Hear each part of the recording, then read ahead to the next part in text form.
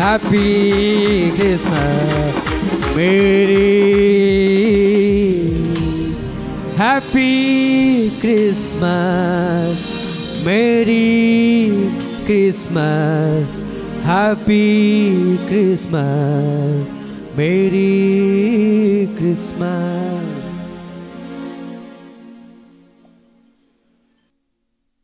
తుడవు మహాగణుడవు గొప్ప దేవుడవు, సర్వమానవాళి అపరాధముల చేత చచ్చిన వారమై ఉండగా ఆయా మానవాళ్ళని విమోచించుటకు, ఆయా మానవులను దర్శించుటకు నాయన మీ కృపను బట్టి నాయన కుమారుడైనటువంటి ఆయన ఈ భూమి మీదకి ఏతెంచిన సందర్భాలను పురస్కరించుకుని మీ ప్రేమ, అయా మీ దీర్ఘశాంతము, మీ వాత్సల్యత, మీ కరుణ, మీ త్యాగము అయా మేమందరము నాయన తలుచుకోవటానికి ఇచ్చిన ఈ సమయాన్ని బట్టి మీకు మహిమ చెల్లిస్తున్నాం.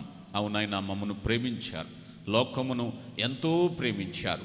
మాటలు కాదు నాయన, చేతల్లో మీ ప్రేమను చూపించారు. అందును బట్టి మీ ఘననామానికి మహిమ చెల్లిస్తున్నామయ్యా. ఈ శ్రేష్టమైన సమయంలో అయ్యా ఇదిగోనైనా మా హృదయాలను ప్రోక్షించి ఆరాధించటానికి కృపనిచ్చిన దేవ, సమస్త ఘనత మహిమ ప్రభావాలు మీకు మాత్రమే చెల్లునుగాక. అయ్యా ఇదిగోనైనా ఈ సమయంలో మేమందరము ఏకభావము ఏక తాత్పర్యము కలిగినైనా నిన్ను స్తుతించటానికి కృపనిచ్చారు. అయ్యా మరి ఈ సమయంలో ఇదిగోనైనా వాక్యంలోకి వెళ్ళబోతుంటుండగా ఆ వాక్యమే శరీరమై కృపాసత్య సంపూర్ణుడిగా మా మధ్య వశించినటువంటి ఆయనను నాయన మేము కలిగి ఉండడానికి కృపనిచ్చారు. వినగల చెవిని, గ్రహించగల మనసును దాయిచేయండి. మీ దాసునిగా నన్ను మరుగుపరిచి కేవలము నాయన మీ వాక్యాన్ని బయలుపరచండి అయ్యా. మానవ స్వరాన్ని మరుగుపరిచి దైవ స్వరాన్ని మాకు వినిపింపచేసి మీరే మహిమ తెచ్చుకోమని క్రీస్తు నామములో అడిగి వేడుకొంచున్నాము తండ్రి, ఆమెన్. దయచేసి అందరూ కూర్చోండి. మొదటిగా చెప్తున్నాను, పిల్లల్ని మీరు స్వాధీనంలో పెట్టుకోండి. ఎవరైనా పిల్లలు అల్లరి చేస్తే బయటికి తీసుకెళ్ళండి. ఆ పిల్లలు అల్లరి చేసి డిస్టర్బెన్స్ చేయనివ్వద్దు. ముందుగానే చెప్తున్నాను, ఈ విషయాన్ని గమనించాలని కోరుతున్నాను. మీ అందరికీ కూడా మీకు మీ కుటుంబాలకు క్రిస్మస్ శుభాలు తెలియపరుస్తున్నాను. ప్రియులారా, మనం అనేకమైన క్రిస్మస్ సందేశాలు విన్నాము. ఎన్నో క్రిస్మస్లు జరుపుకుంటూ ఉంటాం. కొన్నిసార్లు క్రిస్మస్ బార్బరితంగా ఉంటుంది, కొన్నిసార్లు సంతోషంగా ఉంటుంది, కొన్నిసార్లు మొహమాటంగా ఉంటుంది. ఎందుకు ఈ మాట చెప్తున్నామంటే, సాధారణంగా కొన్ని సగటు కుటుంబాల్లో అప్పు చేసిన క్రిస్మస్లు కూడా మనకు తెలుసు. అది ఎంతో బార్బరితంగా ఉంటుంది, ముఖం నవ్వుతూ ఉంటుంది, మనసు బాధ కలుగుతూ ఉంటుంది. ఏదో ఒక రీతిన క్రిస్మస్ ఘనంగా చేయాలనేటువంటి ఒక ఆలోచన ప్రతి క్రైస్తవుని జీవితాల్లో మనం చూస్తూ ఉంటాం. కానీ ఇక్కడ ఈరోజు ఒక ప్రశ్న ఏమిటంటే, క్రిస్మస్ నీకు ఏ సందేశాన్ని ఇచ్చింది? ఈరోజు ఒక విలువైనటువంటి పాఠాన్ని బైబిల్ గ్రంథం నుంచి వినబోతున్నాం. నేను పదే చెప్తున్నాను, వాక్యానికి ఇచ్చే సమయాన్ని వాక్యానికి ఇద్దాం. శ్రద్ధగా మనసు పెట్టండి. కొద్దిసేపు దేవుని వాక్యాన్ని వినటానికి ప్రయత్నించండి. పరిశుద్ధాత్మ దేవుడు నీతో నాతో ఈరోజు మాట్లాడబోతున్నారు. ప్రియులారా, మరి క్రిస్మస్ అనేటువంటి విషయంలో ఎందుకు ఆ సందేశం గురించి ఆ ప్రశ్న నేను వేశాను అని అన్నట్లయితే, ఎన్నో క్రిస్మస్లు మనం దాటిపోతూ ఉంటాయి. చిన్నప్పటి నుంచి చాలా క్రిస్మస్లు చూసాం. కానీ క్రిస్మస్ అనేది దాని అర్థం మనకు తెలిస్తేనే కదా ఎవరికైనా మనం చెప్పగలుగుతాం. క్రిస్మస్ అర్థం తెలియకపోతే మరొకరికి ఏం చెప్తాం చెప్పండి? మనం కూడా చాలాసార్లు క్రిస్మస్ అంటే ఒక మోస ధోరణి, ఒకే విధానం కదా. ఈరోజు ప్రపంచమంతా అలంకరించబడుతుంది. మన యొక్క గృహాలు అలంకరించబడతాయి, మన సంఘాలు అలంకరించబడతాయి. సంతోషంగా ఉండడానికి ఏ విధమైన అవరోధము లేదు. కానీ అసలు విషయాన్ని మర్చిపోతేనే సమస్య కదా. ఈరోజు క్రిస్మస్ అనేటువంటి భావాన్ని పరిపూర్ణంగా తెలుసుకునేటువంటి ప్రయత్నం చేద్దాం. ప్రియులారా, యోహాను సువార్త 1వ అధ్యాయము 14వ వచనాన్ని మనం తెరిచిపట్టుకున్నట్లయితే, యోహాను సువార్త 1వ అధ్యాయము 14వ వచనంలో ఆ వాక్యము శరీరధారి అయి కృపాసత్య సంపూర్ణుడిగా మన మధ్య వశించెను అనే మాట మనం చూస్తాం. యేసు ప్రభువారు ప్రత్యక్షత అన్నారు. యేసు ప్రభువారు ప్రత్యక్షత. యేసు ప్రభువారు శరీర రీతిగా కన్య అయిన మరియకు జన్మించారు. ఇది సందర్భం. ఈ సందర్భంలో ప్రత్యేకత ఏమిటి? లోకంలో చాలామంది పుడుతున్నారు, చాలామంది జన్మిస్తున్నారు, చాలామందికి పుట్టినరోజులు ఉన్నాయి.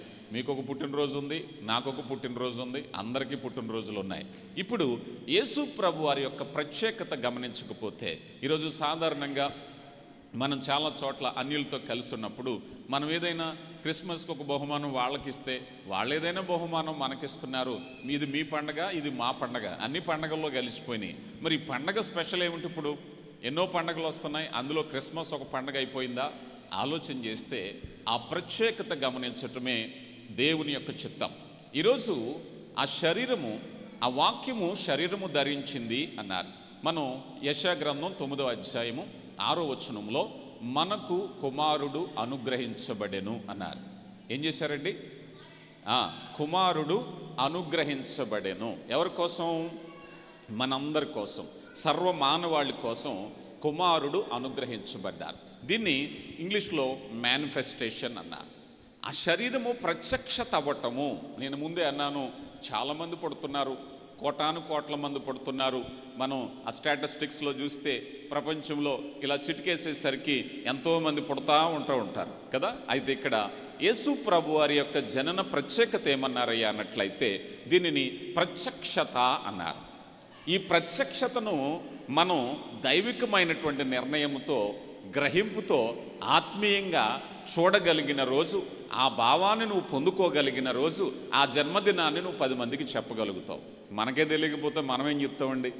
ఈరోజు ఆయన బర్త్డే, ఆయన పుట్టినరోజు అనేటువంటి ఒక మాటతో చెప్తే సరిపోతుంది. కానీ అందులో ఒక ప్రత్యేకత ఉందే. ఆ ప్రత్యేకతను గురించి ఈరోజు మనం చూడబోతున్నాం. గలతీలకు రాయబడిన పత్రిక 4వ అధ్యాయము 4వ వచనంలో, గలతీలకు రాయబడిన పత్రిక 4వ అధ్యాయము 4వ వచనాన్ని ఒకసారి మనం చూస్తే, అయితే కాలము పరిపూర్ణమైనప్పుడు దేవుడు తన కుమారుని పంపెను, ఆయన స్త్రీయందు పుట్టి మనము దత్తపుత్రులము కావలెనని ధర్మశాస్త్రమునకు లోబడిన వారిని విమోచించుటకు ధర్మశాస్త్రమునకు లోబడిన వాడాయను అన్నారు. చూడండి, దేవుడు తన కుమారుని ఏమన్నారు వచనంలో? దేవుడు తన కుమారుని పంపెను. జాగ్రత్తగా గమనించాలి. దేవుడు తన కుమారుని పంపెను అన్నారు. అంతకు మునుపు ఎక్కడున్నారు ఆయన? పంపబడ్డవారు అంటే అంతకు మునుపు ఎక్కడున్నారు అని ఆలోచన చేస్తే ఇక్కడ దేవుని ప్రత్యక్షత పరిపూర్ణమైన చిత్రాన్ని మనం చూడగలుగుతాం. ఇందాక మనం యోహాను సువార్త 1వ అధ్యాయం 14వ వచనంలోకి వచ్చేసరికి ఏమన్నారు? ఆ వాక్యము శరీరధారి అయి అన్నారు. ఏ వాక్యము కదా? ఆ వాక్యము శరీరధారి అయి. ప్రశ్న ఏమిటి ఇప్పుడు? ఏ వాక్యము? యోహాను సువార్త 1వ అధ్యాయం 1వ వచనంలో వాక్యము ఆది యందు వాక్యం ఉండెను, వాక్యము దేవుని యొద్ద ఉండెను, వాక్యమే దేవుడై ఉండెను. అదే వాక్యము శరీరం ధరించుకుంది. అదే వాక్యము శరీరము ధరించుకుంది. ఎంతోమంది లోకంలో పుట్టారు. అయ్యా, యేసు ప్రభు ఈరోజు పుట్టినా అంటే ఈ శరీరము ధరించుకోవటానికి గల దేవుని చిత్తం ఏమిటయ్యా అంటే దేవుడు తన కుమారుని పంపెను అన్నారు. ఇప్పుడు లోకము పాపములో ఉంది. యెషయా గారు అంటున్నారు కదా, మరణఛాయ కలిగినటువంటి ప్రజలు. దేశం ఎలాగుందయ్యా అంటే పాడైపోయింది. దేశము పాపంతో నింపబడింది. ఇప్పుడు దీన్ని విమోచించాలి అని అంటే దేవుడు తన కుమారుని పంపెను. ఈ మాట జాగ్రత్తగా గుర్తుపెట్టుకోండి. ఈ పంపబడినటువంటి ఈయన ఈరోజు లోకమంతా మహిమపరుస్తున్నారు. జాగ్రత్తగా గమనించండి. క్రిస్మస్ అంటే ఈరోజు క్రైస్తవులు, క్రైస్తవేతరులు కూడా ఆరాధిస్తున్నారు, సంతోషిస్తున్నారు, రకరకాల ఆనందాలు కలిగి ఉన్నారు. కానీ ప్రత్యేకత ఏమిటయ్యా అంటే ఈ పంపబడినటువంటి ఆయన ఏమై ఉన్నాడు లోకానికి? ఎక్కడి నుంచి వచ్చాడు? యోహాను సువార్త 17వ అధ్యాయము 5వ వచనంలో అంటారు, తండ్రి, లోకము పుట్టక మునుపు నీ యొద్ద నాకు ఎట్టి మహిమ నాకున్నదో. ఏమంటారు? లోకము పుట్టక మునుపు నీ యొద్ద నాకు ఎట్టి మహిమ ఉన్నదో. ఈ పుట్టబడిన శిశువు, పొత్తిగుడ్డలతో చుట్టబడిన ఈ శిశువు, పశువుల తొట్టెలో వేయబడిన ఈ శిశువు ఈరోజు లోకానికి అంతా తెలిసిపోయింది. లోకానికంతా తెలిసిపోయింది క్రిస్మస్ ఏమిటో. కానీ ఆ రోజు ఎవరికి తెలీదు. ఆ రోజు ఎవరు గుర్తించలేదు. గుర్తించి అంతటి జ్ఞానం చాలామందికి లేదు. ఈరోజు మీరు ఎప్పుడైనా చూస్తే ఒక వ్యక్తి ప్రాచుర్యంలోకి వచ్చాక అతనికి విలువ పెరుగుతుంది, అతనికి పేరు ప్రఖ్యాతులు వస్తాయి. సాధారణంగా ఉన్నప్పుడు పలకరించని వారు అప్పుడు పలకరిస్తారు. అంటే ప్రాచుర్యంలోకి వచ్చాక చాలామంది ఈ లోకంలో ఎవరిని విమర్శించటం కాదు, కానీ చాలామంది పెరిగి పెద్దయ్యాక ఇదిగో ఈయన దైవాంశ సంభూతుడు అన్న తర్వాత ప్రాచుర్యంలోకి వచ్చాడు. ఈయన గురించి లోకమంతా తెలిసింది, ఈయన పెద్ద వక్త, లోకమంతా తెలిసిపోయింది. కానీ అంతకు మునుపు అతను గుర్తింపు ఎవరికీ తెలియదు.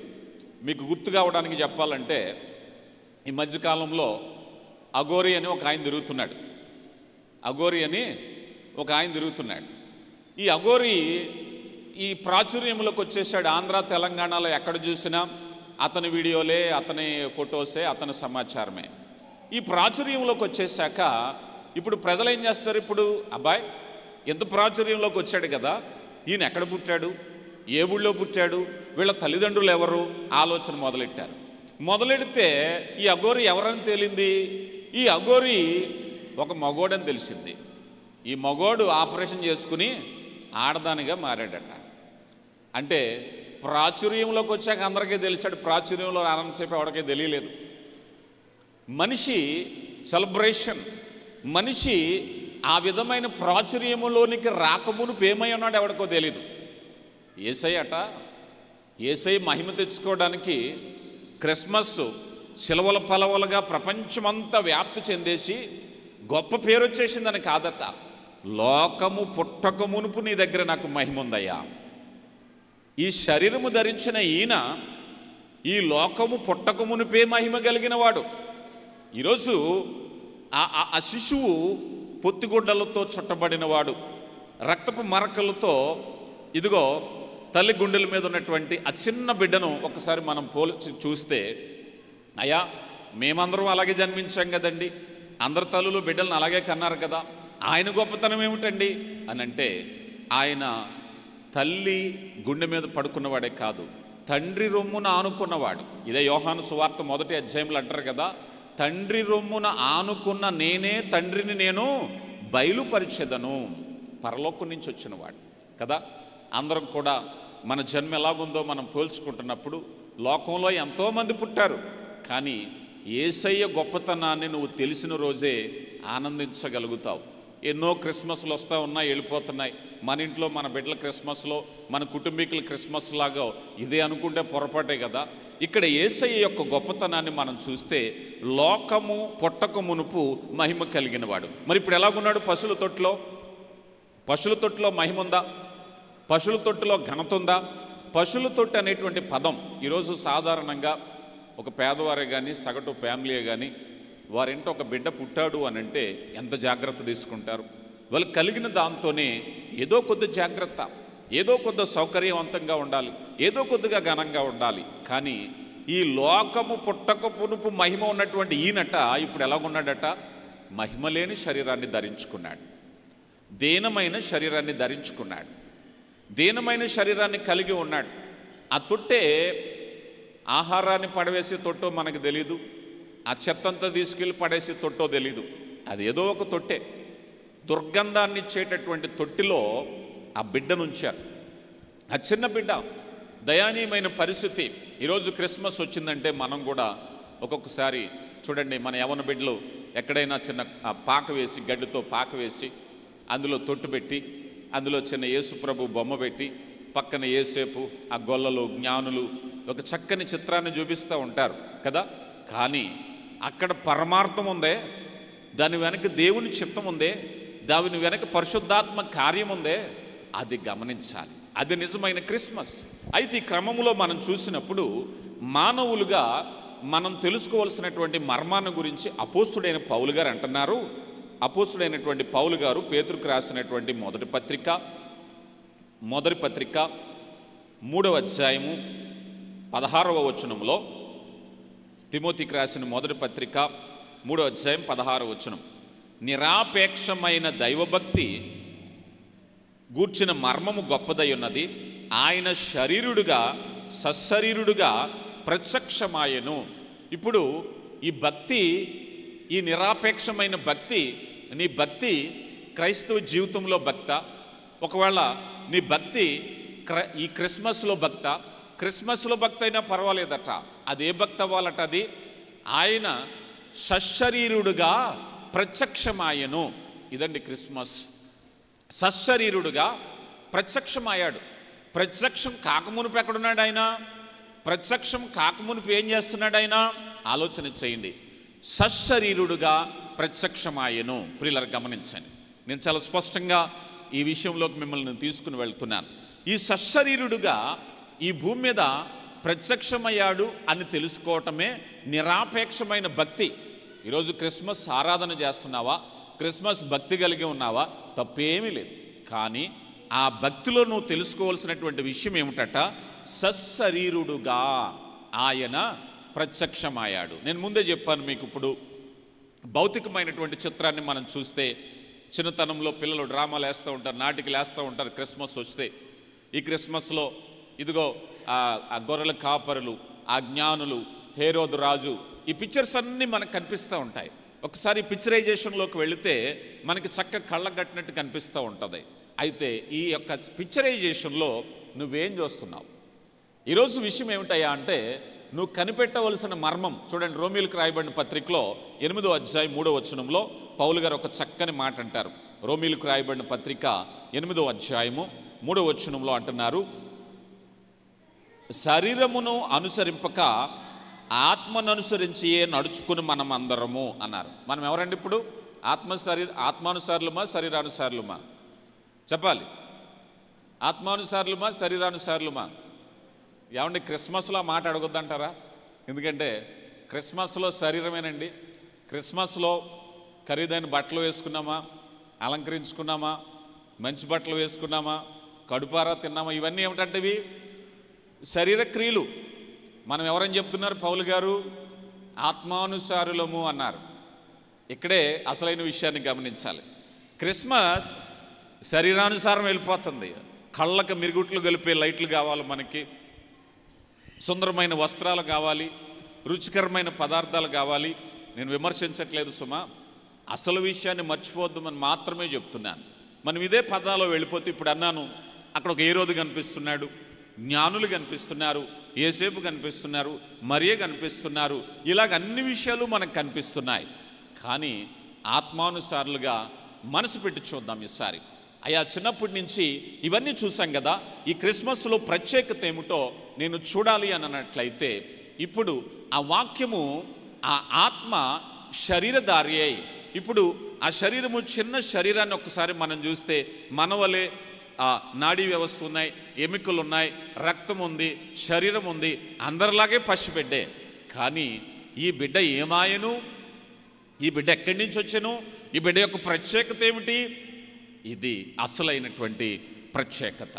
నీవు ఆ జన్మలో ప్రత్యేకత నువ్వు గమనించకపోయినట్లయితే, ఆ జన్మలో విశేషాన్ని నువ్వు గమనించకపోయినట్లయితే, క్రిస్మస్ భావం నీకు ఎప్పటికీ అర్థం కాదు. అయ్యా, ఆ ప్రత్యక్షత ఎలాంటిదంటే, ఈరోజు లోకంలో చాలామంది అంటారు, అండి ఆయన కూడా దేవుళ్ళలో ఒకడే కదా, ఆయన కూడా అందరిలాగే జన్మించాడు కదా, ఆయన కూడా శరీరమే కదా, ఆయనకి కూడా ఆకలి ఉంది కదా, ఆయనకి కూడా రక్తమాంసాలు ఉన్నాయి కదా. అవును, ఆయన శరీరము మనకు తెలిసిన శరీరమే. కానీ బైబిల్ చెప్తుంది, మొదటి ఆదాము కడపటి ఆదాము అన్నారు. ఈ మొదటి ఆదాము ఎవరు? ఇప్పుడు మొదటి ఆదాము ఎలాగో సృజించబడ్డాడు. మొదటి ఆదాము మనలాగా తల్లిదండ్రుల వల్ల పుట్టినవాడు కాదు. ఆదామును దేవుడు ఎలా తయారు చేశారు చెప్పండి? ఆదాముని దేవుడు ఎలా తయారు చేశారు? మట్టితో. అవునా కాదా? మట్టితోనే కాదా? కాదన్న వాళ్ళు ఉంటే చేయొద్దండి. మట్టితో దేవుడు ఆదామును తయారు చేశారు. అవ్వను ఎలా తయారు చేశారు చెప్పాలి? ఆదాము పక్కటెముకతో చేశారు. అంటే వారిద్దరికీ కూడా తల్లిదండ్రుల వలన పుట్టినవారు కాదు. అవునా? Very clear. ఇప్పుడు యేసు ప్రభు వారిని అన్నారు కడపటి ఆదాము అన్నారు. ఎవరండి? కడపటి ఆదాము ఎలా పుట్టాడు? ఈరోజు చాలామంది అంటారు కదా, తల్లిదండ్రులు లేకుండా ఎలా పుట్టాడండి ఆయన? మరి ఆదాము ఎలా పుట్టాడో నీకు తెలుసా? అవ్వ ఎలా పుట్టిందో నీకు తెలుసా? ఆ చిన్న వయసులో ఉన్న మరి అంటుంది, నీది ఎలాగూ సాధ్యము? గాబ్రియల్ గారు అంటున్నారు, మనుషులకు అసాధ్యమే కానీ దేవునికి సమస్తము సాధ్యమే అమ్మా. ఆయన అనుకుంటే మట్టితో మనిషిని తయారు చేయగలుగుతాడు, ఆయన అనుకుంటే ఎముకతో తయారు చేయగలుగుతాడు, ఆయన అనుకుంటే కన్యక గర్భవతి కాగలదు. ఇది దేవుని యొక్క చిత్తం, ఇది ఒక దేవుని చిత్తం. ఈరోజు లోకంలో చాలా ప్రశ్నలు లేవనెత్తబడతాయి. నిన్ను అడగొచ్చు బహుశా, ఏమండి ఈ మాట నిజమా? మనుషులకు అసాధ్యమే కానీ దేవునికి సమస్తము సాధ్యమే. మనిషిని మట్టితో చేసిన దేవుడు, ఎముకతో చేసిన దేవుడు కన్యక గర్భవతిగా కాలగలిగేలాగా చేయగలిగినవాడు. ఇప్పుడు మొదటి ఆదాము వలె రెండవ ఆదాము కూడా అద్భుతం, దేవుని అద్భుతం, దేవుని ప్రత్యక్షత. ఈ ఆదాము గురించి మనం చూస్తే ఈ కడపటి ఆదాము జననం ఒక అద్భుతం, మరణం ఒక అద్భుతం, బోధ ఒక అద్భుతం, ఆయన చేసినటువంటి సూచక్రియలు అద్భుతం, అన్నీ అద్భుతమే. అందుకే యెషయా గారు అన్నారు కదా, 750 సంవత్సరాలకు పూర్వము ఆయన ఆశ్చర్యకరుడు అన్నారు. ఎవరండి? యేసు ప్రభు వారు ఆశ్చర్యకరుడు. ఆయన చేసిన ప్రతిదీ ఆశ్చర్యమే, ఆయన జీవితంలో కూడా ఆశ్చర్యమే. ఇప్పుడు ఈ శిశువు ఎవరు అని ఆలోచన చేస్తే రండి, పేతురు గారు రాసిన మొదటి పత్రిక 3వ అధ్యాయము, పేతురు గారు రాసిన మొదటి పత్రిక 3వ అధ్యాయము 18వ వచనాన్ని మనం చూసినప్పుడు, దేవుని దీర్ఘశాంతము ఏలయనగా మనము దేవుని యొద్దకు తెచ్చుటకు అనీతిమంతుల కొరకు నీతిమంతుడైన క్రీస్తు శరీర విషయములో చంపబడి. ఇప్పుడు ఈ శిశువుకు ఎందుకు శరీరం అవసరమయ్యింది? ఈ శరీరము చంపబడాలి, మన పాపముల నిమిత్తమై ఆయన చంపబడాలి. ఇప్పుడు చంపబడాలంటే శరీరం కావాలి, అవునా కాదా? నీవు నేను శరీరంతో జరిగించిన క్రియలకు, ఈ శరీరంతో జరిగించిన క్రియలను శిక్షించాలంటే శరీరం కావాలి, అవునా కాదా? ఒక మనిషి, ఉదాహరణకు అనుకుందాం, ఒక వ్యక్తి నేరం చేశాడు, నేరానికి సంబంధించి కోర్టు నిర్ణయం ఇచ్చారు, అబ్బాయి నువ్వు నేరం చేసావు గనక ఇదిగో నీకు 14 సంవత్సరాలు జైలు శిక్ష అని. ఇప్పుడు భయపడి అతను ఆత్మహత్య చేసుకున్నాడు అనుకుందాం. ఈ జైలు శిక్షకు భయపడి ఆత్మహత్య చేసుకున్నాడు అనుకోండి, ఈ 14 ఏళ్ళు జైలు శిక్ష ఎవరు చేస్తారు చెప్పండి? అవుతుందా? శిక్ష కొట్టివేయబడింది. అక్కడ శరీరం మనిషి లేడికి శిక్ష ఏముంది? ఇప్పుడు మానవుడు చేసినటువంటి పాపానికి, పాపముల నిమిత్తమై చంపబడాలి. పాపం వల్ల వచ్చే జీతం మరణం. మరణం అనేటువంటిది జరగాలి అంటే శరీరం కావాలి. ఆ శరీరమే క్రీస్తు ప్రభు ధరించిన శరీరం. ఆ శరీరములో ఏ ఆత్మ ఉంది, ఆ శరీరములో ఏ జీవం ఉందనేది ఆలోచన చేయాలి. ఇప్పుడు ఆ శరీరం ఏమైందయ్యా అంటే ఆ శరీరము చంపబడింది. చంపబడటం కొరకై శరీరము అవసరమైంది. అయితే ఆ శరీరములో ఉన్నటువంటి ఆత్మ, ఈరోజు కూడా చాలామంది క్రీస్తు ప్రభు యొక్క దైవత్వాన్ని గురించి రకరకాల మాటలు మాట్లాడుతూ ఉంటారు. కానీ నేను ఒకే ఒక మాట చూపిస్తాను చూడండి. కొలసీలకు రాయబడిన పత్రిక 2వ అధ్యాయము 9వ వచనాన్ని మనం చూస్తే, కొలసీలకు రాయబడిన పత్రిక 2వ అధ్యాయము 9వ వచనంలో, ఏలయనగా దైవత్వము యొక్క సర్వ పరిపూర్ణత శరీరముగా క్రీస్తునందు నివసించుచున్నది.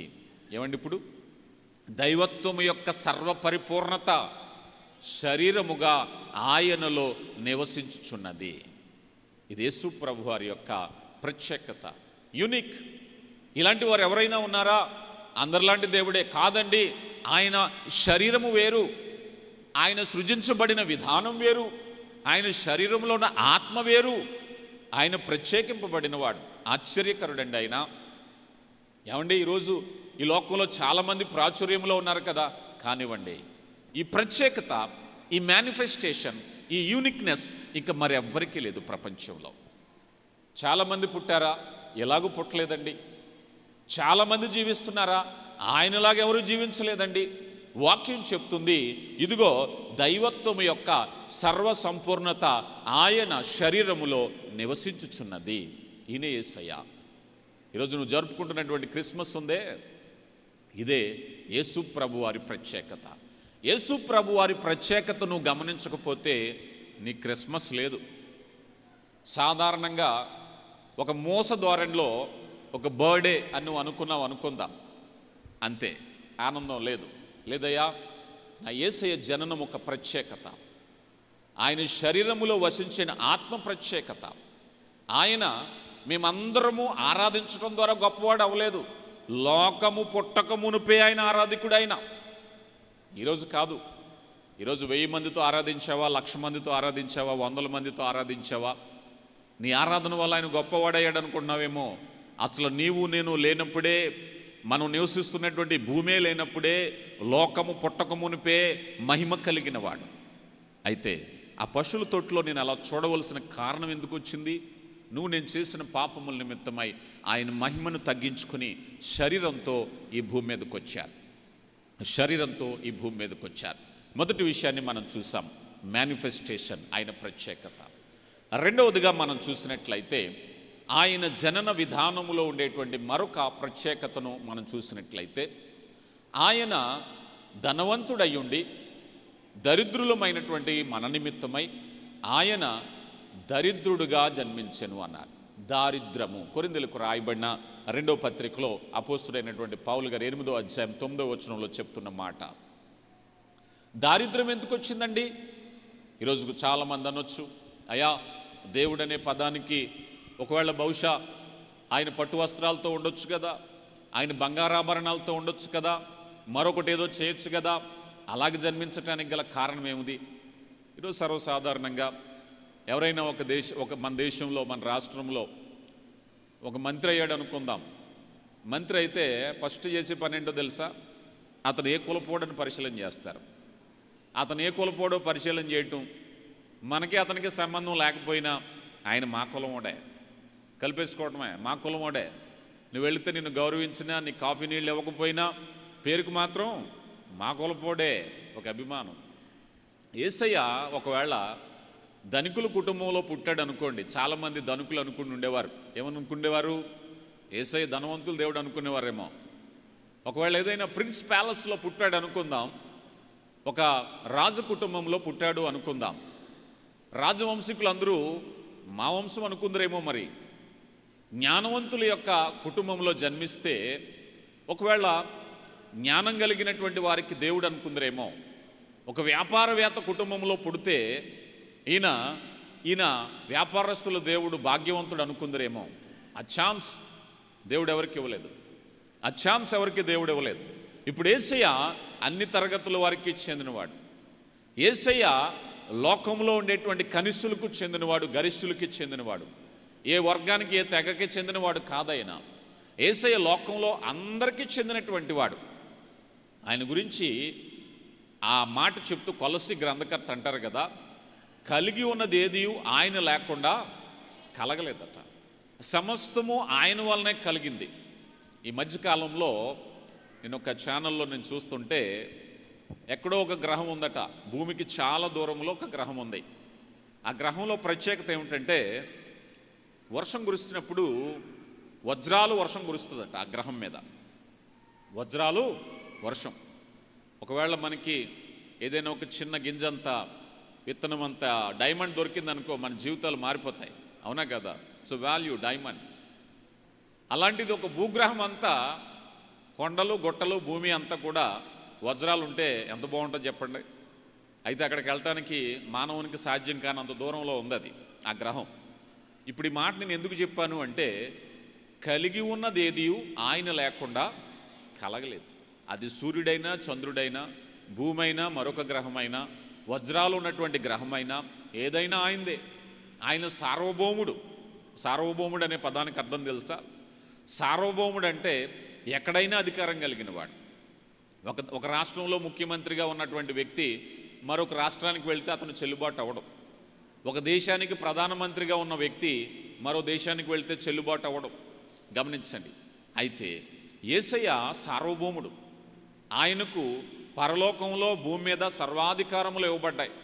ఆయన చంద్రుడి మీదకి వెళ్ళినా సార్వభౌముడే, సూర్యుడి దగ్గరికి వెళ్ళినా సార్వభౌముడే, ఏ గ్రహానికి వెళ్ళినా సార్వభౌముడే.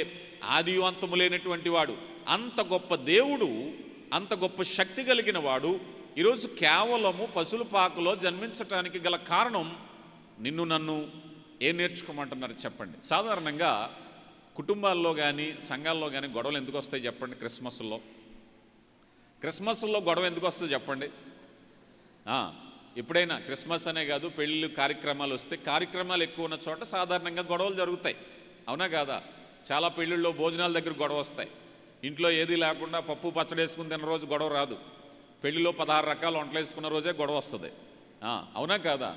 అయితే ఇక్కడ ఒక మాట నేను చెప్పాలి. యేసయ్య మనకు నేర్పించిన పాఠం ఏమిటయ్యా అన్నట్లయితే, ఆయన జననమే తగ్గింపు. ఈరోజు వస్త్రాలు సరిగా లేవని తగ్గింపు. మన బిడ్డలు ఉన్నారు, మనం ఎంతో ప్రేమగా మంచి బట్టలు కొందిచ్చామనుకోండి, ఖచ్చితంగా వేసుకోరు. వాళ్ళ సెలక్షన్ ఉంటేనే వేసుకుంటారు. నీకు తగ్గింపు ఉందా? ఆభరణాల్లో తగ్గింపు ఉందా? వస్త్రాల్లో తగ్గింపు ఉందా? కొంతమంది నా పేరు పిలవలేదని అలిగే వాళ్ళు ఉన్నారు, నన్ను గుర్తించలేదని అలిగే వాళ్ళు ఉన్నారు, నాకేదో పెట్టలేదని అలిగే వాళ్ళలాగా ఉన్నారు.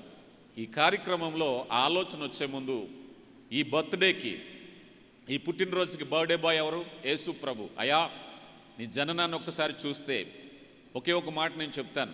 ఆ బర్త్డే బాయ్ వేసుకునేటువంటి బట్టలు ఏంటో తెలుసా మీకు? పొత్తి గుడ్డలతో చుట్టబడినవాడు. This real Christmas dress. ఈరోజు 10,000 పట్టు చీర కట్టుకున్న వాళ్ళు ఉన్నారు, ₹1,00,000 చీర వేసుకున్న వాళ్ళు ఉన్నారు.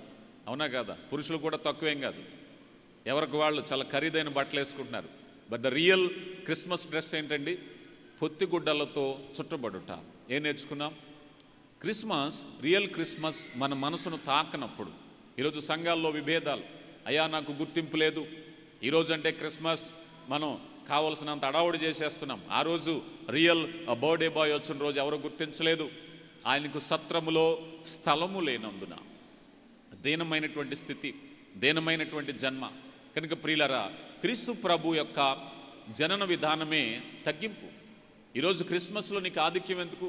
ఒకవేళ నువ్వు నిర్లక్ష్యం చేయబడ్డావా? ప్రభువా, నిన్నే గుర్తించలేదయ్యా, నీ పుట్టినరోజులో నన్ను గుర్తించకపోతే నాకేముంది? అవునా కదా? నిన్నే గుర్తించలేదయ్యా ఈ లోకం. ఆయన దూషించబడినప్పుడు బదులు పలకనటువంటి సాత్వికం. ప్రభువారు ఎందుకు వచ్చారు? ఆ సాత్వికాన్ని నేర్చుకోవడానికే, మనకి నేర్పించడానికే వచ్చారు. ఆయన ఇంకా నేర్పించలేదు, కానీ ఆయన బర్త్డే చేస్తున్నాం అన్నాం అనుకోండి, there is no sense at all. మీనింగే లేదు, అర్థమే లేదు. నువ్వే స్థితిలో ఉన్నా, అయ్యా, ఎవని యొక్క పుట్టినరోజు, ఎవని బర్త్డే నేను చేస్తున్నానో, ఆయన ఈ లోకానికి దీనుడిగా వచ్చాడయ్యా, తగ్గింపులోకి వచ్చాడు. ఆయన ఉన్న స్థలము దుర్గంధం వచ్చే స్థలము, పశువుల తొట్టే. ఆయన వేసుకున్న బట్టలు పొత్తిగుడ్డలు. కానీ ఈరోజు నేను ఎంతో సౌకర్యవంతంగా ఉండగలుగుతున్నాను అన్నట్లయితే, దేవా, నీ నుంచి నేను పాఠం నేర్చుకోవాలి, నేను ఇంకా తగ్గించుకోవాలయ్యా. ఎప్పుడైతే ఆ భావం వచ్చిందో, నీ జీవితంలో, నీ కుటుంబంలో, నీ సంఘంలో క్రిస్మస్ ఎంతో ఆనందంగా ఉంటుంది. అందుకని ప్రియులారా, ఆయన ఈ లోకానికి వచ్చినప్పుడు సంపన్నుడు, ఘనుడైనటువంటి వాడు, భూమి సంపూర్ణత నావే అంటున్నాడు. కానీ ఆయన పెరిగి పెద్దవాడయ్య ఎక్కడ ఒక మాట అంటున్నారు, అయ్యా, నక్కలకు బొరియలుండెను, ఆకాశ పక్షులకు చెట్లుండెను, కానీ ఇదిగో మనుషు కుమారుడు తలవాల్చుకున్నట్టుకైనను స్థలం లేదయ్యా. ప్రియులారా, గమనించి, ఇది క్రిస్మస్లో రెండవ భావం. మూడవ భావాన్ని చూస్తే, క్రిస్మస్ ఇట్స్ ఏ మార్క్. ఇది ఒక చిహ్నము. ఈరోజు క్రిస్మస్ వచ్చిందంటే లోకంలో ఇట్టే పట్టేయచ్చు. ఏ వీధికి వెళ్ళినా ఏం కనిపిస్తాయి మనకి? స్టార్లు కనిపిస్తూ ఉంటాయి. ఇట్స్ ఎ మార్క్, చిహ్నం. క్రిస్మస్ ట్రీలు ఒక చిహ్నం. ఎక్కడైనా పూరి గుడిసె లాంటివి పెట్టి చక్కని అలంకరణ ఒక చిహ్నం. ఈరోజు మన దేశంలో అంటే పెద్దగా కనిపించట్లేదు, కానీ వేరు దేశాలకు వెళితే క్రిస్మస్ వస్తే గవర్నమెంట్ వారే వీధులన్నీ దీపాలతో అలంకరించేస్తూ ఉంటారు. It's a season. నెలంతా ఒకరోజు కాదు, ఎంతో అద్భుతంగా ఉంటుంది. అంటే ఇక్కడ ఈ మాట చెప్పాలి అని అనిపించినప్పుడు తెలుసుకోవాల్సిన విషయం ఏమిటంటే, ఈరోజు లోకానికి ఒక చిహ్నం. ఈరోజు చాలామంది, ఇందాక మనం అనుకున్నాం, పెరిగి పెద్దయ్యాక వాళ్ళని గుర్తించేవారు ఉంటారు. అంతకు మునుపు వారికి గుర్తింపు లేదు. ఒక ఆటగాడు ఆటలో రాణించిన తర్వాత అతనికి గుర్తింపు వస్తుంది. ఒక రాజకీయ నాయకుడికి ఒక పదవి వచ్చాక గుర్తింపు వస్తుంది. ఒక సామాన్యుడికి డబ్బు వచ్చాక గుర్తింపు వస్తుంది. గుర్తింపు అనేది ఎప్పుడో ఒక సందర్భంలో వస్తూ ఉంటుంది. కానీ ఈయన లోకము పుట్టకు మునిపే గుర్తింపు కలిగినవాడు, మహిమ కలిగినవాడు. ప్రియులారా, గమనించండి. అయితే ఈ గుర్తింపును గురించి మనం ఆలోచన చేస్తే ఒక మాట చెప్తూ ఉంటారు. అదేమిటంటే, గ్రీసు దేశస్థులు వారు ఒలింపిక్ గేమ్స్ని బేస్ చేసుకుని ప్రపంచ కాలమానాన్ని నిర్ణయించాలి అనుకున్నారట. జరగలేదు. రోమా ప్రభుత్వం వారు కూడా ఆ కాలమానాన్ని, వారి రాజ్యాన్ని ఆధారం చేసుకుని కాలాన్ని నిర్ణయించాలనుకున్నారట. అది జరగలేదు. మరి కాలాన్ని ఎలా నిర్ణయించాలి? రోమా ప్రభుత్వం వారు కూడా రాగినాళ్ళను ప్రవేశపెట్టారు. మా చిహ్నము తరతరాలకి మానవాళిలో ఇలా ఉండిపోవాలని. కానీ కాలగర్భంలో ఆ నాణేలు కాస్త కనుమరుగైపోయినాయి. ఆ రాజ్యం కూడా కనుమరుగైపోయింది. పూర్వం రాజులు చూస్తే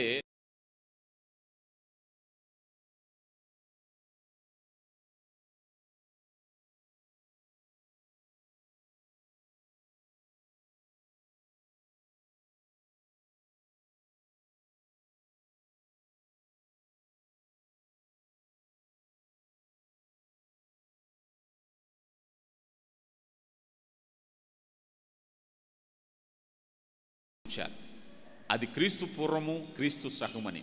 మానవాళికి ఇట్స్ ఎ మార్క్, అది ఒక సమయం, అది ఒక చిహ్నం.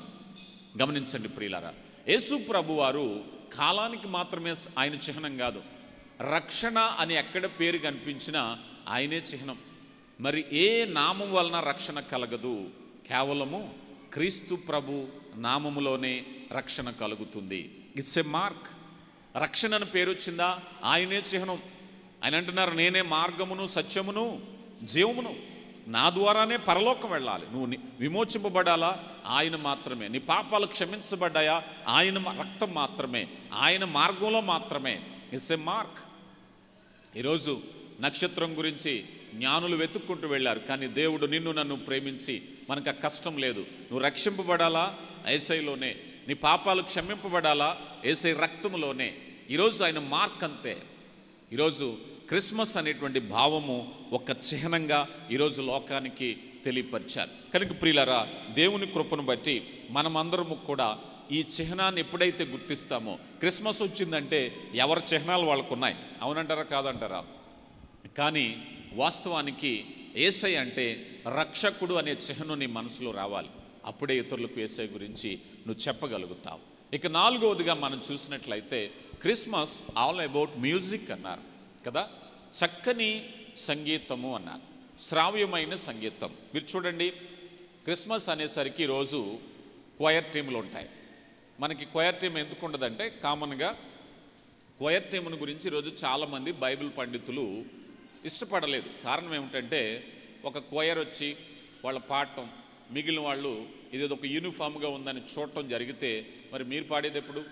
దేవునికి కావాల్సింది అందరూ పాడేది, అందరూ కలిసి పాడేదే శ్రావ్యమైనటువంటి ఆరాధన. ఈ మాట ఎందుకు చెప్పానంటే, ఇప్పుడు క్రిస్మస్ వచ్చిందంటే మంచి మ్యూజిక్ బ్యాండ్, లేకపోతే మంచి ఆర్కెస్ట్రా, మంచి సింగర్స్ ఎవరిని తీసుకొద్దాం పోటీపడి ఆలోచిస్తూ ఉంటారు. మీకు ఒక మంచి మాట చెప్తాను. ద ఫస్ట్ క్వయర్ టీమ్ ఏమిటో తెలుసా? క్రిస్మస్లో, ఆదిమ క్రిస్మస్లో ద ఫస్ట్ క్వయర్ టీమ్ ఎవరో తెలుసా మీకు? ఎవరయ్యా అంటే, చూడండి, లూకా సువార్త 2వ అధ్యాయము 20వ వచనం. 2వ అధ్యాయము 20వ వచనం. అంతటా గొర్రెల కాపర్లు తమతో చెప్పబడినట్టుగా తాము విన్న వాటిని కన్న వాటిని గూర్చి దేవుని మహిమపరచుచు స్తోత్రము చేయుచు తిరిగి వెళ్ళిపోయారు. ఎవరండి? ఎవరు స్తోత్రం చేశారు? ఎవరు మహిమపరిచారు? గొర్రెల కాపర్లు. యాక్చువల్గా గొర్రెల కాపర్ల యొక్క స్థితి ఏంటయ్యా అంటే, గొర్రెల కాపరులు వారు సమాజానికి దూరంగా ఉండేవారు. వారికి రాజకీయ హక్కులు లేవు, ఎప్పటికప్పుడు కొత్త వస్త్రాలు వేసుకునేవారు కాదు. అందుకని ఆ కాలంలో గొర్రెల కాపర్లు కొద్దిగా నిర్లక్ష్యం చేసేవారు. వారికి ఓటు హక్కు కూడా లేదు, గుర్తింపు లేని జనం. ఇప్పుడు మొదటిగా పరలోక దూతగణము స్తోత్రము చెల్లించుకుంటూ వచ్చారు. అది పరలోక సంబంధమైనది. ఇప్పుడు భూ సంబంధంగా ఆలోచన చేస్తే, యాజ్ ఎ పర్సన్గా అక్కడ ఉండేటటువంటి గొర్రెల కాపర్ల దగ్గరికి వెళితే, వారు సంగీతం అంటే తెలియని వారు, అభ్యాసం లేనివారు. కానీ ఏం చేశారట?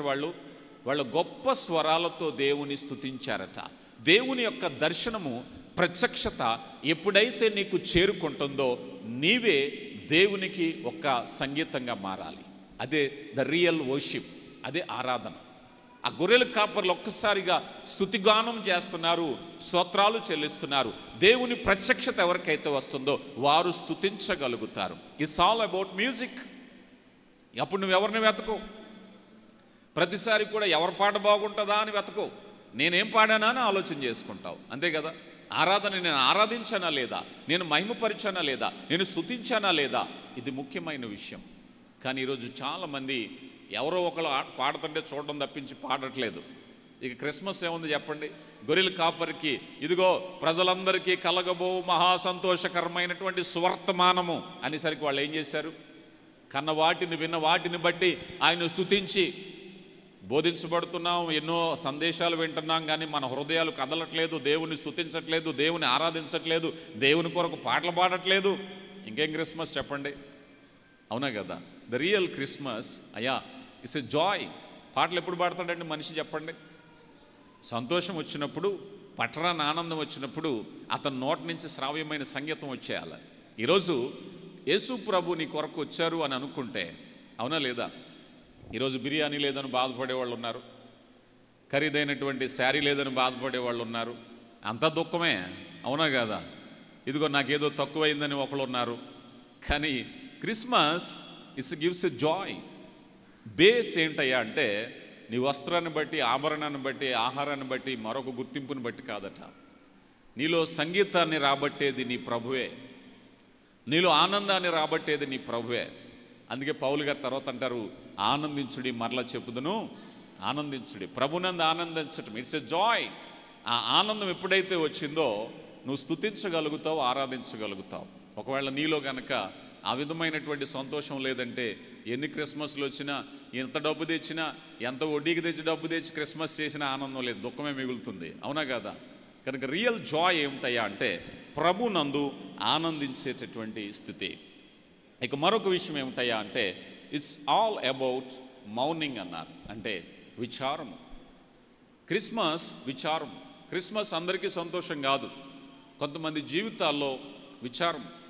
రామాలో అంగలార్పు విచారాన్ని చూసాం, తలైనటువంటి మరియపడ్డ వేదన చూసాం, యేసేపు కూర్చొని కష్టం చూసాం, ఎంతోమంది తల్లులు తన బిడ్డలు కోల్పోయినటువంటి కన్నీళ్లు చూసాం. క్రిస్మస్ విచారం.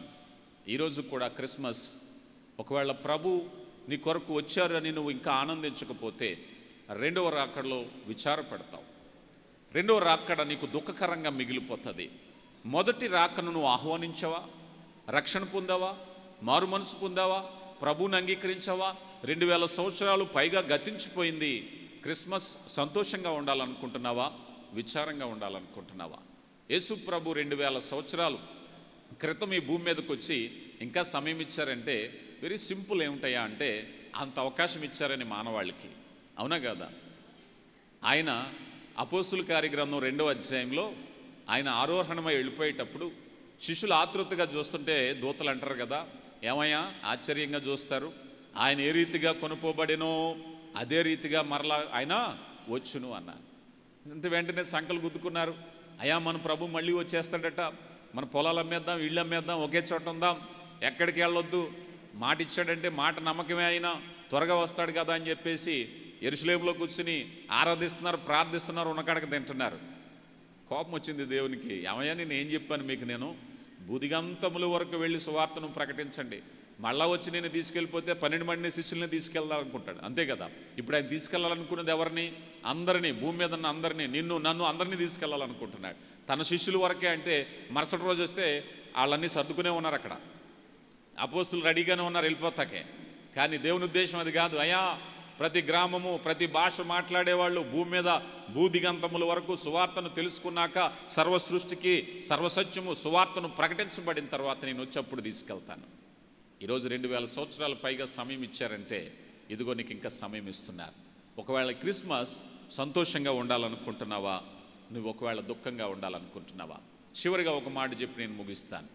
క్రిస్మస్ ఒక ప్రత్యేకమైనటువంటి మీటింగ్ అన్నారు, ప్రత్యేకమైన కలయిక. ఈరోజు క్రిస్మస్ చూడండి, వాస్తవానికి మీరు వేరు వేరు ప్రాంతాల నుంచి, వేరు వేరు గ్రామాల నుంచి వచ్చారు, జిల్లాల నుంచి కూడా వచ్చారు.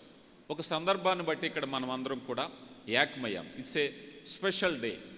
ఇప్పుడు ఈ ప్రత్యేక కలయికను గురించి చూస్తే పరలోక దైవత్వము భూమి మీద వసించటం ప్రియులారా గమనించండి.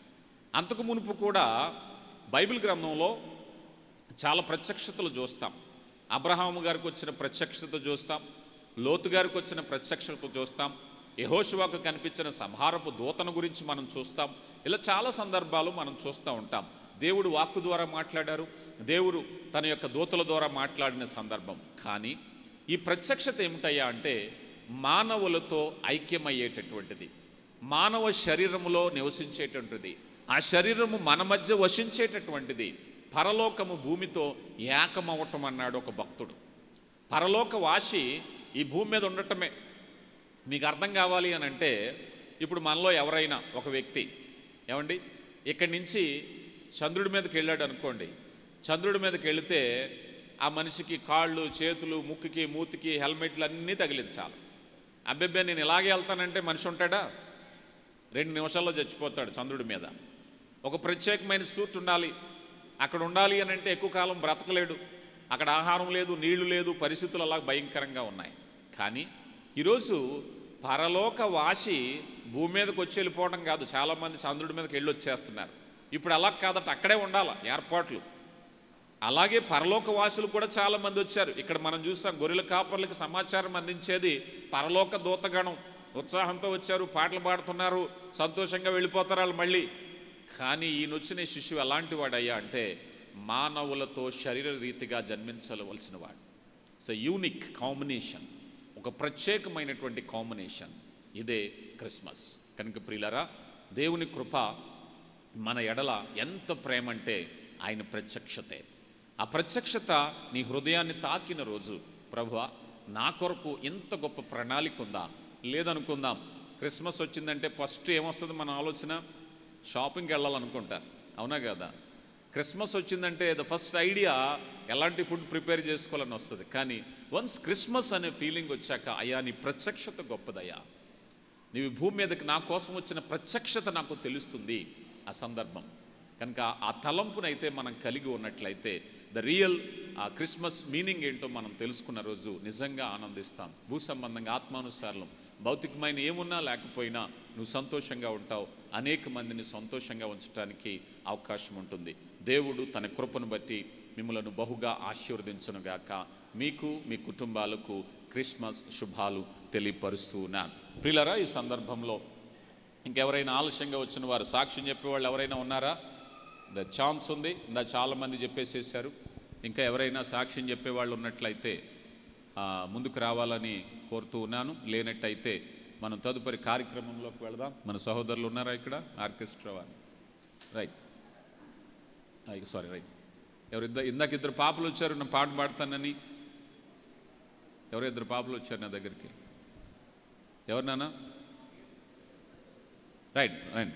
సాక్ష్యం చెప్పడానికి సగినేటిపల్లి నుంచి జెస్సీమణి గారి యొక్క కుమారుడు వచ్చారు. బేరం దేశంలో బిడ్డ పనిచేస్తుంది. ప్రైజ్ లేడండి, అందరికీ వందనాలు. మనకి మొన్న లక్కవరంలో జరిగిన మీటింగ్స్ అందరికీ తెలుసు. ఆ రోజు నాకు ఆఖరి రోజు నాకు ఇంటర్వ్యూ అవకాశం వచ్చింది. ఆ 2 రోజులు మీటింగ్స్కి ఉండి నేను 10వ తారీఖుని ఇంటర్వ్యూకి అటెండ్ అవ్వడం జరిగింది. దేవుడు అనుకోని రీతిగా నాకు మేలు చేశాడు. ఇంటర్వ్యూ పాస్ అయ్యాను. నాకు ఇంటర్వ్యూ ఇజ్రాయెల్కి అయిందండి. ఇంటర్వ్యూ అయ్యే టయానికి నాకు పాస్పోర్ట్ కూడా 9 నెలలే ఉంది. అయితే ఇంటర్వ్యూ పాస్ అయిపోయాను. పాస్పోర్ట్, పీసీసీ అన్నీ పెట్టమంటే నా దగ్గర ఏమీ లేవు. అయితే సరే 1 వీక్ టైం అన్నారు. ఆ 1 వీక్ టైంలో నాకు అన్ని డాక్యుమెంట్స్ రెడీ అయ్యి ప్రాసెస్ అంతా అయిపోయింది.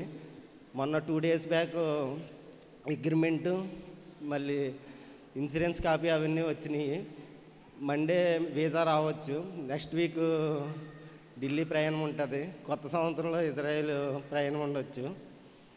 దాన్ని బట్టి దేవునికి నేను ఇందాక నుంచి సాక్ష్యం చెప్పాలనుకున్నాను, కానీ పైకి రావడానికి నాకు ధైర్యం సరిపడలేదు. మళ్ళీ మీ అందరితో నేను మళ్ళీ ఎప్పుడు వస్తానో చెప్పాలి నాకు జరిగిన మేలు అని నేను ఈ చిన్న మాటలో చెప్పాలి. Thank you.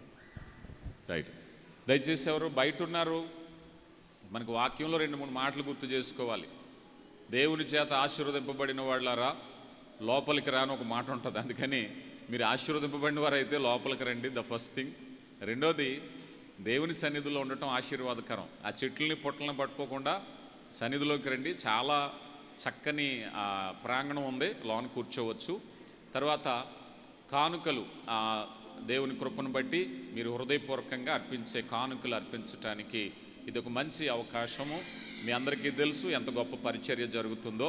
మరి ఈ విషయాన్ని గమనించండి. ద సెకండ్ థింగ్, ప్రార్థన అవసరతలు రాయటము మర్చిపోవద్దు. అలాగే ముఖ్యంగా మీరు ఇచ్చేటువంటి ప్రార్థన అవసరతలన్నిటినీ కూడా మేము తర్వాత ప్రార్థన చేస్తున్నాం, సద్వినియోగపరచుకోవాలని కోరుతున్నా. ఏమా పాట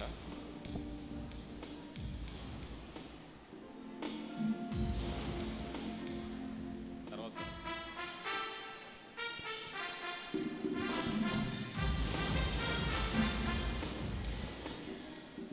నీవు లేని రోజు అసలు రోజే కాదయా, నీవు లేని బ్రతుకు బ్రతుకు అసలు బ్రతుకే కాదయ్యా.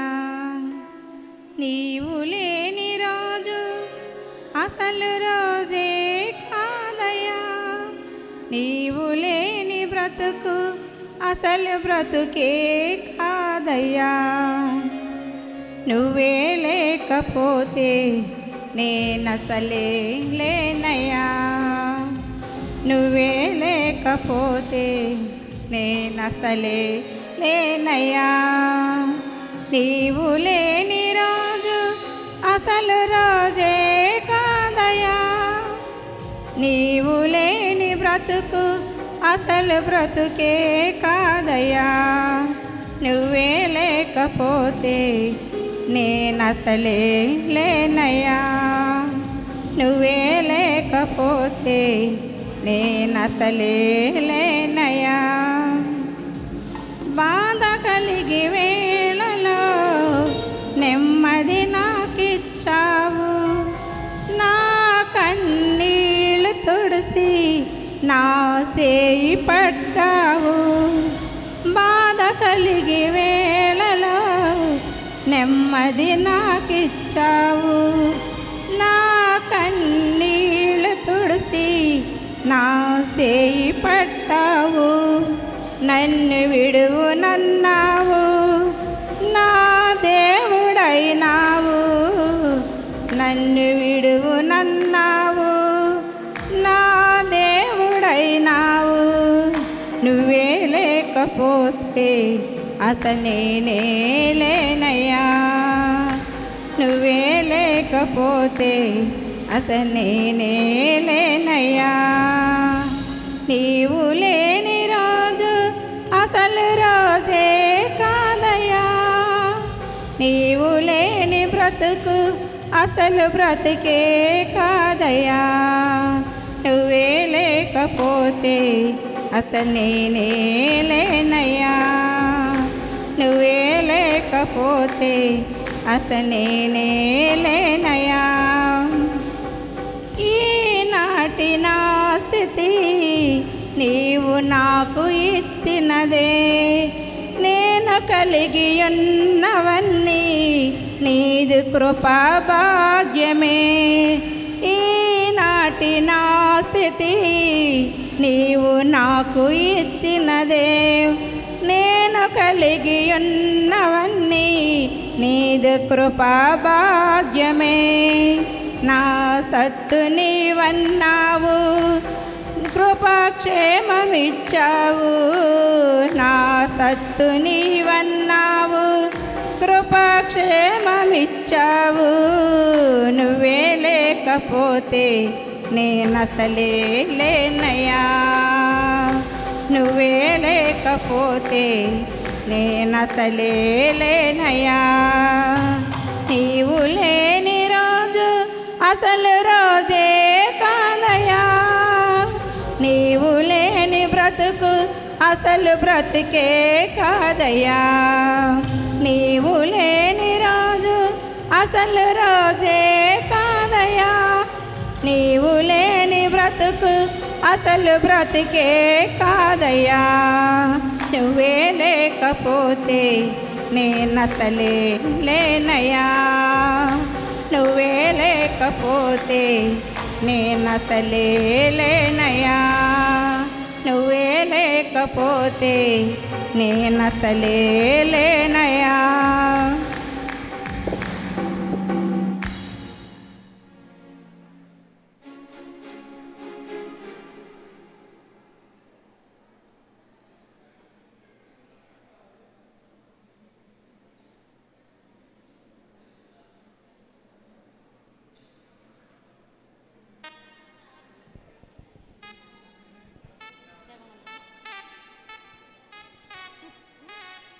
జగమంతా సంబరమే మొదలాయే ఈరోజే.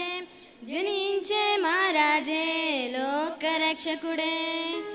జగమంతా సంబరమే మొదలాయే ఈరోజే. జనించే మహారాజే లోకరక్షకుడే. ఆకాశమంతా పట్టానుడు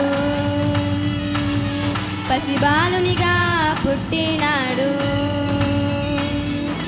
ఆకాశమంతా పట్టాలోడు బాలునిగా పుట్టినాడు నిన్ను నన్ను చేరగ వచ్చే యేసునాథుడు రండి రండి రండి సందడి చేద్దాం రండి రండి రండి రండి పండుగ చేద్దాం రండి రండి రండి రండి సందడి చేద్దాం రండి రండి రండి రండి యేసయ్య పుట్టాడండి జగమంతా సంబరమే మొదలాయే ఈరోజే జనించే మహారాజే లోకరక్షకుడే జగమంతా సంబరమే మొదలాయే ఈరోజే జనించే మహారాజే లోకరక్షకుడే